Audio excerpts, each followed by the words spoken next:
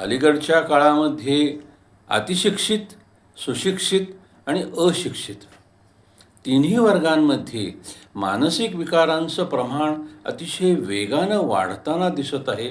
याबद्दल वैद्यकीय क्षेत्र आणि समाजशास्त्रज्ञसुद्धा चिंतित आहेत.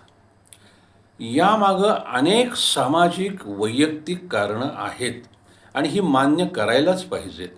मात्र अडचणींमधून मार्ग काढण्याची क्षमता आमची कमी होत चाललेली आहे, हे सुद्धा नाकारता येत नाही. कारण मनुष्य जीवन म्हणलं की अडचणी येणारच. मग आधीच्या काळात अडचणी नव्हत्या का? तेव्हाच्या लोकांनी मार्ग काढले नाहीत का? मग आत्ताच असं काय घडायला लागलेलं आहे?